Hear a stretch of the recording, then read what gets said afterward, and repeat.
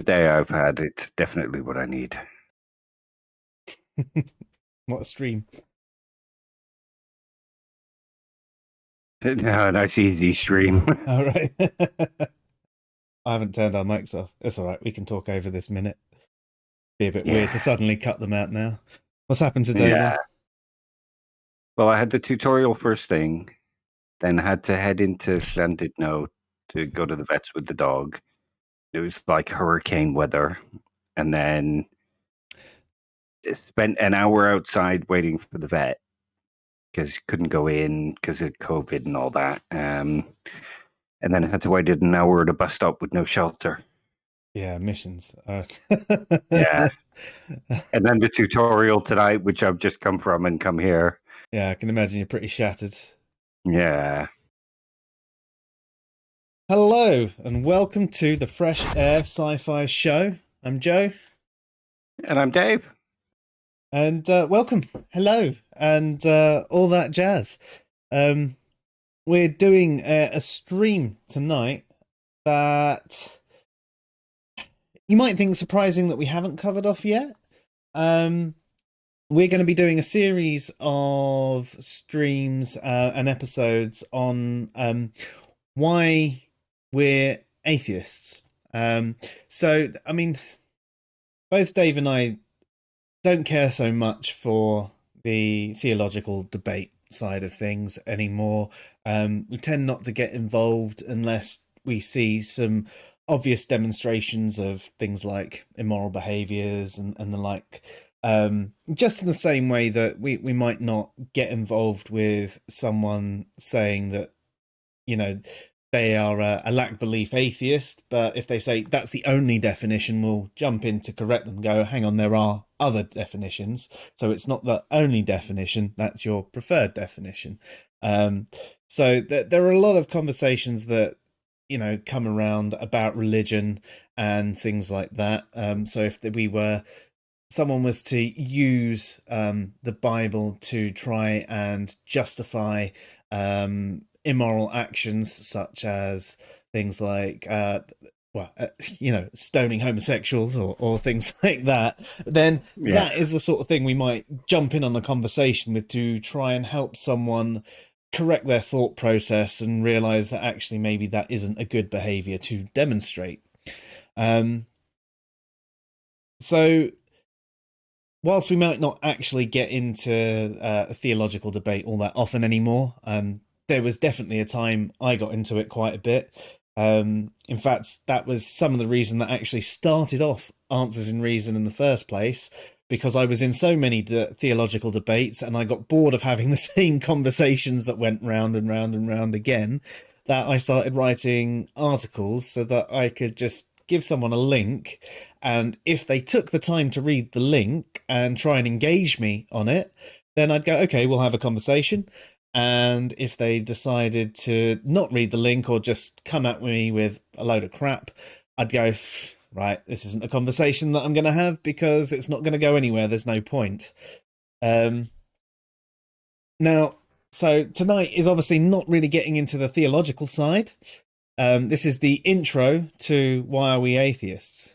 So both Dave and I are atheists under pretty much every definition of atheist out there, but we prefer the philosophical use of atheism and quite dislike the commonly heard internet lack of belief definition, though we do accept it's a valid use and people are free to identify how they like. The logic for it just isn't as sound. So, Dave, tonight we were obviously doing a bit of an intro, and I think the things you wanted to cover off was various approaches to being an atheist, the different types of atheist. Yeah. I think one of the things is when we talk about, like, you'll hear a lot somebody say, well, what God do you mean? Or, you know, the stupid comment like, You're an atheist to all these other gods, but one. Um, Yeah. yeah. So there's several approaches. Like if we look at the lacktheist kind of definition, where it's just oh, I just don't believe you. So there is that approach. And it's a nice, simple approach. I can understand why people go for it. They misunderstand the fact that they still have to back that up with something. Just saying, I don't believe you doesn't get you to a rational non belief. And you still have to give reasons for why you don't believe. They can be pretty simplistic. And there's also like we are with the believes God does not exist. And of course, with that, there's a higher level epistemic stance necessary, where you have to actually give reasons for why you believe God possibly does not exist. Mm-hmm. Now, for both of those, you also have to consider that there are religious apologetics, there's philosophy or religion that puts forward arguments for God. And you also have to kind of have good reasons for not just not believing them, but for believing them to be false. There's a bit of a distinction there. Yeah. I mean, even I think those Quite a lot of ground. Sorry, you cut out there. Oh, sorry. No, you're back there. I think it's something wrong with Discord. I Oh, think it's really? something wrong with Discord. Yeah, because it did it in that conversation the other night, but it's not done it on any of the tutorials or anything like that. It's only when I go into Discord, so I might have to uninstall and reinstall or something. Yeah. Although it didn't do it when you were downstairs, did it? Yeah, I did it a couple of times. Oh, did it? Yeah. No, I don't know what's up. Yeah. But yeah, did you get the bit where I was saying how you have to have good reasons to believe philosophy or religion false and apologetics false? Yeah. I suppose even a lack of belief atheist versus a they still need to have a reason why they don't believe it. They still almost would be saying that I think what you're saying is false. I just am a bit more. I think that there could be a god, aren't they? They're. See, I mean, this is one of the things with the lack of belief position. It's very unclear of their actual ontological position. There are those that have considered the proposition and they're unsure whether they believe it to be true or false. So they're lacking belief in the proposition true, but they're also lacking belief in the proposition false, although they only give a read of a psychological state saying, well, I just lack belief in gods. But that would mean that they don't find any of the arguments for gods convincing. So they would have that, well, why don't you find these arguments convincing? They're not saying that they believe no gods exist, just all of the different claims out there are not valid in or are not sound anyway. They might say, well, some of these are valid. So I mean, don't usually make that kind of distinction, though, do they, between valid and sound? I just don't agree with your argument. Yes, yeah. So in that, you're saying that you think their argument is false.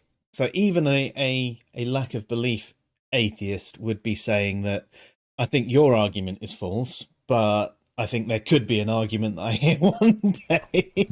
But there's also even we think that. Yeah. If you think about it, even we think that. It's like, well, I believe it false at the moment. It's not just that I don't believe it, it's that I believe it to be false. But that doesn't mean that we're saying that there are no arguments that we're ever going to come across that will change our mind. Which definitely. a lot of... No, you're right. There are a lot of atheists or a lack of belief atheists. Yeah, I'm back. You cut out again. But yeah, you're right. There's a lot of lack of belief atheists that will say, well, if you believe gods, do not exist, then you're not open to changing your mind, and that's completely false. I've held many beliefs, some that I felt absolutely certain in as well, that when I've heard a different argument or seen some different evidence, I've gone, oh, actually, I mean, one of the first things was subjective morality. You know, I Yeah. used to say morality was wholly subjective, and then Dave actually spent some time talking to me and showing me how it's not as simple as a subjective versus objective, and then gave me some reading material to actually read on it rather than the crap you hear from other atheists in groups.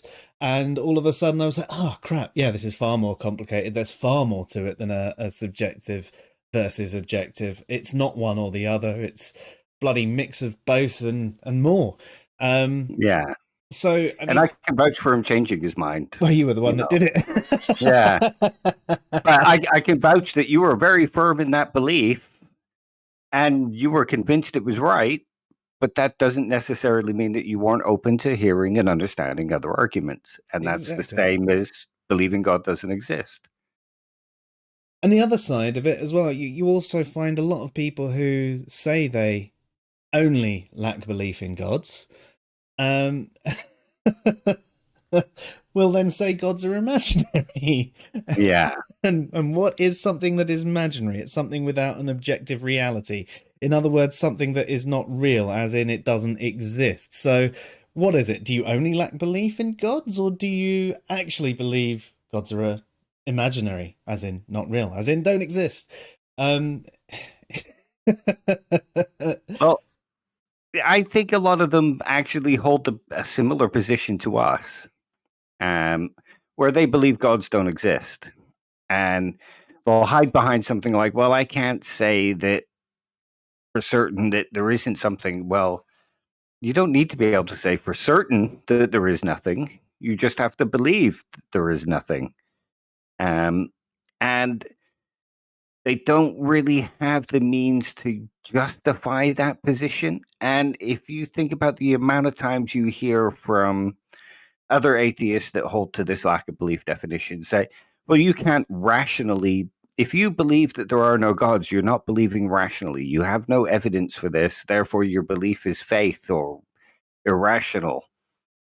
Yeah. So I think that kind of talk makes a lot of contemporary atheists worried about actually holding that position in case they come across looking irrational to other atheists. Yeah, no, there's been a lot of conversations, even on when Josh made a post the other day on Twitter asking why lack of belief atheists don't have that positive belief that gods do not exist, and it's a lot of it came down, well, it can't be proven true, so I only lack belief. There's no evidence, so I only lack belief. And you're like, well, and then I went through a number of examples that I could justify holding a belief where I didn't have scientific evidence and I couldn't actually test this sort of thing. All I have is, you know, my reasoning and personal experience, and it still made it a justified belief.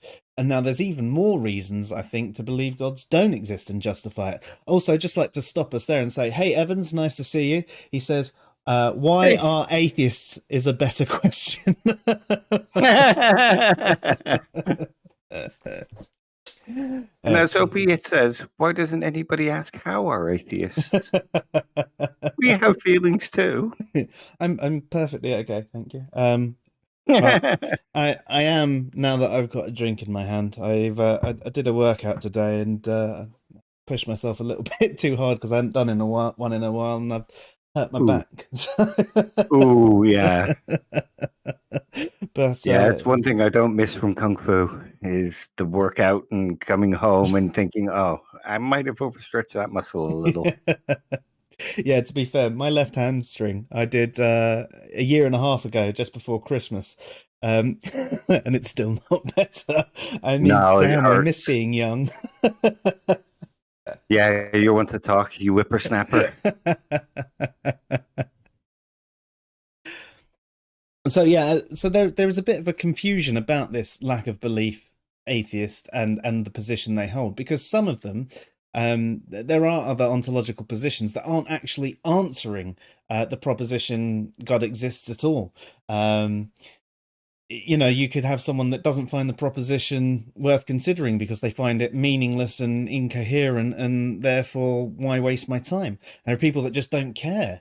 So they technically lack belief as well, but not lack belief as an epistemic answer. But the other side of it as well, saying I lack belief in gods doesn't really answer the proposition properly anyway. No, God, that's just a different question. it does. It answers purely on your mental state in regards to it. It can answer the question, do you believe in gods? And you can say, no, I lack belief in gods. But it doesn't really tell us about whether you think gods exist or not. It just tells you Yeah. that you lack belief. So, does God exist? I lack belief in gods. So is that a yes or a no? I mean, which way do you lean? I lack belief in gods. Okay, I get that you lack belief in gods, but does that mean you think they don't exist? Or does that mean that you're suspending judgment? Um, there's a lot of problems with this particular position that people hold. Um, so yeah, and then you get the other confusion bit that comes out of this whole lack of belief in gods, which is that standard, the knowledge belief spectrum that you see. Now, Yeah. this one is a frustrating one. I understand the purpose behind it. So the picture of the four different ways will have this Gnostic, agnostic, and theist and atheist, so on either side. And they say that a Gnostic atheist or theist is one that make the claim that they know gods exist.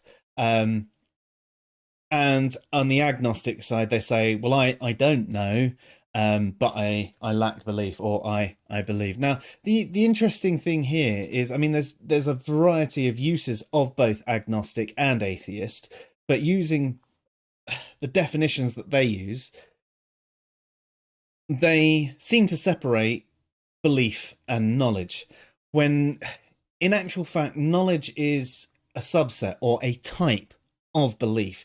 It's a more firm and rigorous type of belief. So if you've got your overall a spectrum of a belief, which is something you accept as true, then you have your knowledge bit, which is something which is far more rigorous and certain and things like that.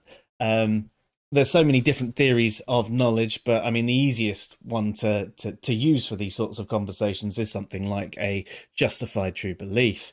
But yeah, as Evan says, it doesn't even make sense in its own right, because they have in the agnostic atheist, it's someone that doesn't have knowledge whether gods exist or not, but lacks belief in gods existing. Now, knowledge is a subset of belief. So if you do not have belief, you don't have knowledge anyway. So it's a completely superfluous term, because if atheism is only a lack of belief in gods, the other side of it, they go on to the Gnostic atheists. They still say it's someone that knows gods don't exist and lacks belief in them.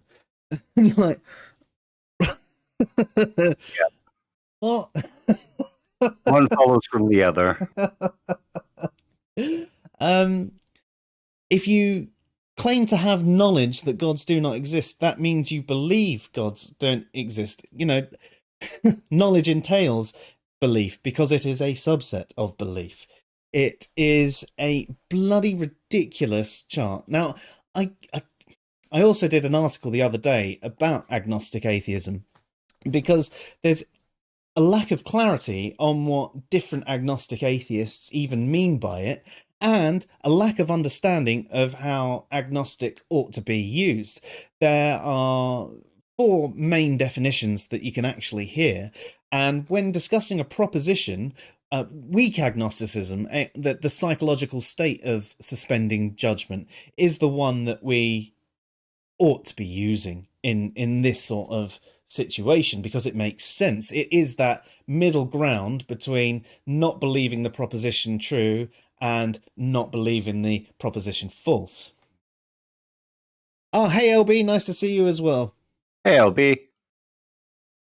So yes, that, as you say, it doesn't make sense in its own right. There's a lot of issues with that four ways agnostic Gnostic chart. Now, I don't know if I am still going to do this, but on Thursday I was thinking about doing an article reading on agnostic atheism. It all depends, because we're doing this stream on atheism. I don't know if it's going to be too much in one go, and maybe we should choose a different article to cover off on Thursday. I'll have a chat with you about that after the show. But yeah, folks, make sure you subscribe so that you can stay in touch for the various parts of this. So, yes, the lack of belief definition of atheism is very broad, almost to the point of just being ridiculous. Think about it this way. Would you say all non-Americans are Brits, or all non-humans are dogs? Or would you say, I don't know, all non-Ferraris are Fords? It's vague. It doesn't really help with the conversation. It doesn't allow us to accurately infer what someone does and does not believe about the proposition God exists. But cool. But essentially, the lack belief definition of atheism is simply the larger category of non-theist, and you have to ask more questions to find where they actually might sit in their form of non-belief. Yeah, it using it in that definition basically says that there is only one type of non-belief. But yet, as we know, there are several types of non-belief. Like you said, there's the apathetic approach, the agnostic approach. There's the difference between strong and weak atheism. There is more than one category of non-belief. There are Or, even people that have not even ever heard the proposition God exists or heard anything about gods, and therefore they haven't considered it at all. They're completely innocent of the proposition, or people that don't have the cognitive abilities to consider the proposition and hold beliefs. So again, it's a different type of non-belief. I'm just going to take this moment whilst you've frozen again to say, hey, Josh, nice to see you, and what are you doing in the bushes? hey, Josh. And that's it. I mean, if you go by this lack of belief definition, you could argue that a dead Christian is an atheist. Yes. Or even one just in a coma with no brain function. Yeah, they lack a belief, but we wouldn't generally consider them atheist. We would go by the position that they held previous to being in that state. Yeah. But we don't generally define beliefs by their lacking. We define them by the position they hold on certain ideas. And it goes on from there, and people then tend to make even more ridiculous claims, because they would say that they become atheists because atheism is the default position, and then they'll say things like rocks are atheist. Yeah. And they can't even have mental states. These people that say atheists are rational and intelligent and it's a considered position will then say it's also the default position and it takes no consideration to be an atheist, because anything that's not a theist is an atheist. And not just anyone, anything. I mean, it gets absolutely ridiculous.